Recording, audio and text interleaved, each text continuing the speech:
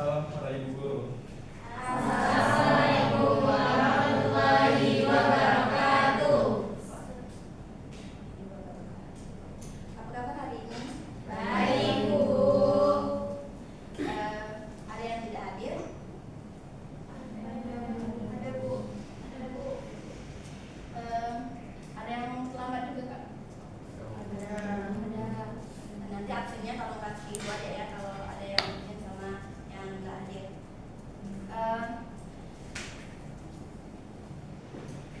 Sebelum kita lakukan pembelajaran, tolong pastikan di bawah meja tidak ada sampah ataupun sisa-sisa makanan.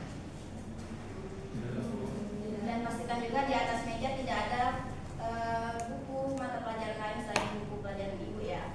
Iya, Bu. Nah, jadi di sini sudah tahu ya bahwa kita akan melakukan pembelajaran terkait sistem pencernaan. Dan tujuan pembelajaran kita hari ini yaitu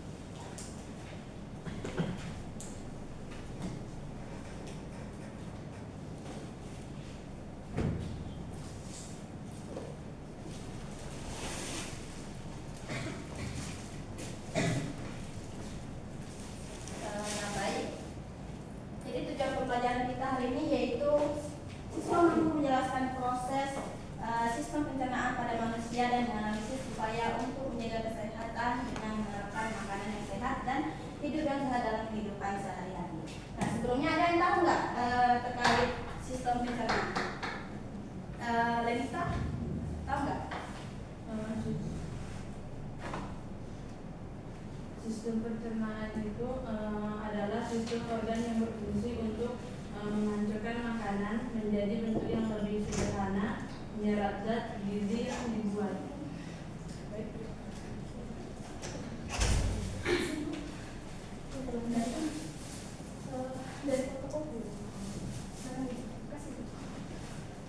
Ya, bagus ya jawaban Lenita. Ada yang bisa menambahkan lagi menjelaskan diri? Sistem pencernaan itu berfungsi sebagai tempat pengeluaran sisa makanan juga. Kemudian makanan yang kita makan itu juga nggak bisa digunakan secara langsung, melainkan dia harus diproses secara mekanik dan kimiawi. Bagus ya. Nah, memang benar bahwasanya sistem pencernaan ini merupakan sistem organ dalam tubuh kita yang berfungsi untuk menghancurkan makanan dan menghancurkan makanan menjadi bentuk yang lebih sederhana, dan juga menyerap zat gizi yang dibutuhkan tubuh. Serta sistem pencernaan ini juga mampu mengeluarkan sisa makanan kita yang sudah tidak digunakan lagi oleh tubuh. Nah, perlu diketahui makanan yang masuk ke dalam tubuh kita itu tidak langsung digunakan oleh tubuh, tetapi harus melalui tahap yang namanya tahap mekanik dan juga tahap kimiawi.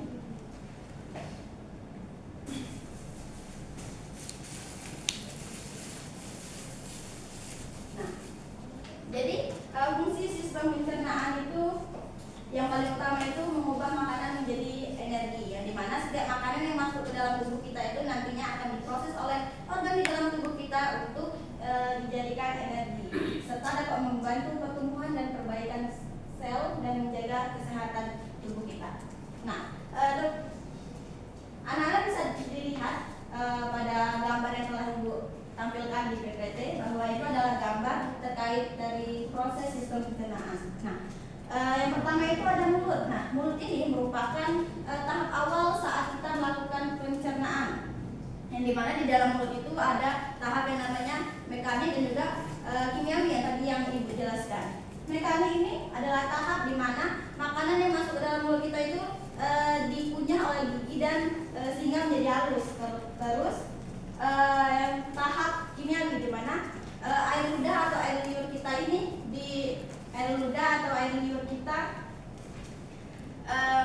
mengandung enzim yang namanya enzim amilase. Nah, enzim ini mulai mencerna yang namanya karbohidrat dan juga karbohidrat yang dibantu oleh lidah. Apa sih fungsi lidah di dalam mulut ini? Nah, fungsi lidah ini untuk mencampurkan dan mendorong makanan hingga masuk ke dalam kerongkongan.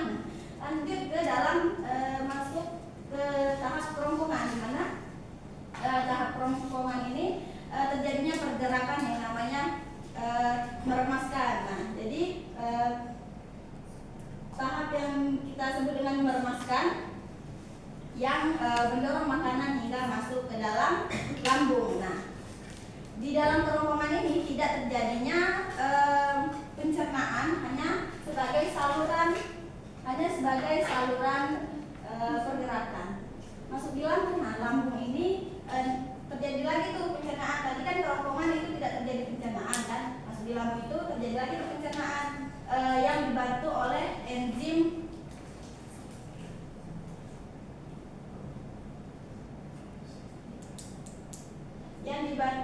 enzim dari pankreas dan juga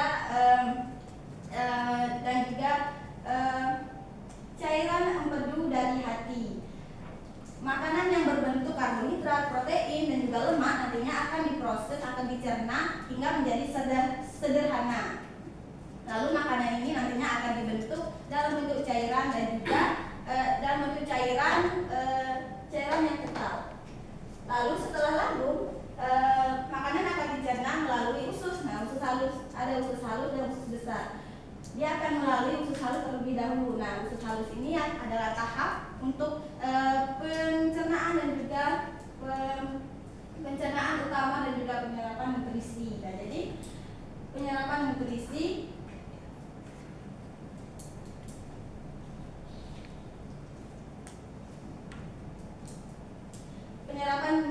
yang dibantu oleh enzim pankreas dan cairan empedu. Oh maaf, salah, tadi saat di lambung tadi terjadinya tahap mekanik dan juga kimiawi. Tahap mekaniknya itu makanan diaduk oleh asam lambung, terus tahap kimiawinya diaduk oleh asam lambung, dibantu oleh asam lambung.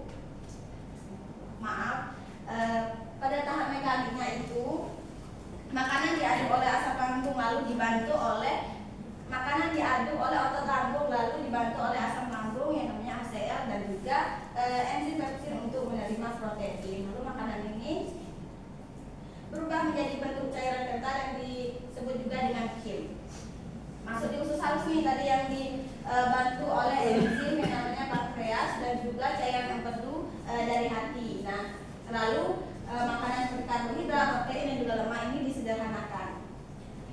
Setelah itu nutrisi diserap oleh dinding usus halus di dalam darah masuk di usus besar. Nah, usus besar ini tahap di mana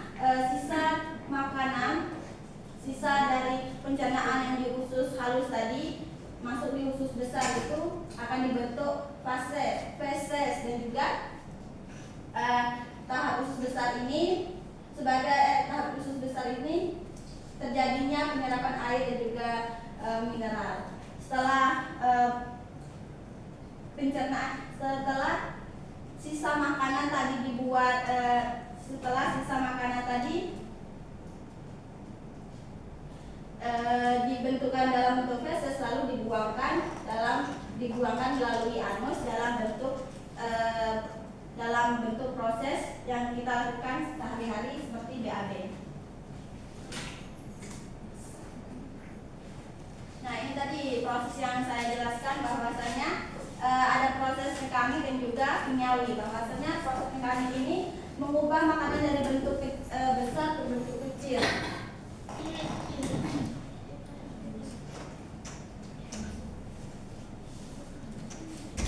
Mengubah dari bentuk besar ke bentuk kecil. Nah, sedangkan proses pencernaan kimiawi ini mengubah makanan dari zat kompleks menjadi zat yang lebih sederhana dengan bantuan enzim.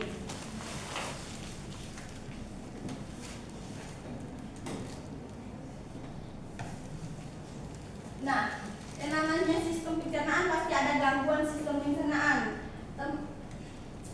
Anak-anak pasti pernah mengalami yang namanya mual, diare, sembelit, dan juga keracunan makanan. Nah, di sini siapa yang pernah mengalaminya? Atau pernah semua ya?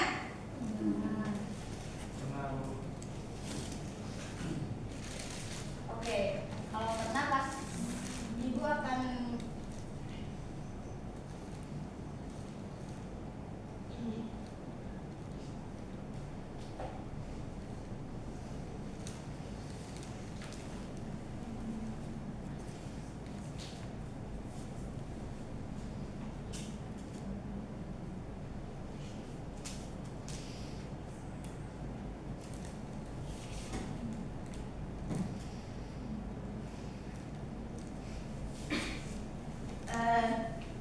setiap gangguan pasti ada yang namanya cara untuk merawat sehingga kita tidak mengalami yang namanya penyakit itu atau gangguan itu tadi.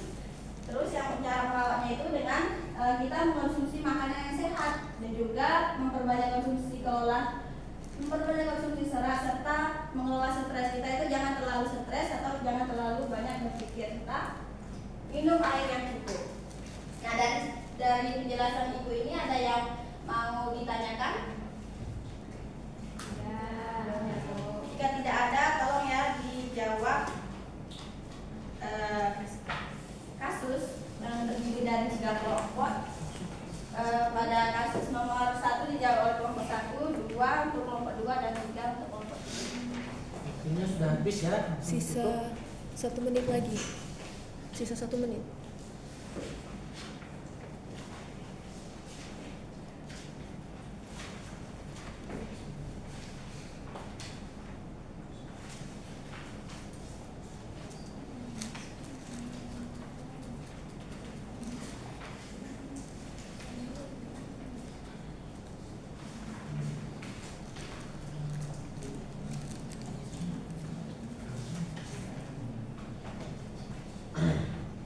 Baik, mungkin karena waktu kita yang tidak mendukung kasusnya dijadikan PR aja dan juga dari penjelasan ini ada yang mau ditambahkan, ada yang mau ditanyakan lagi sebelum kita tutup di pelajaran. Ibu ada membagikan post test, tolong ya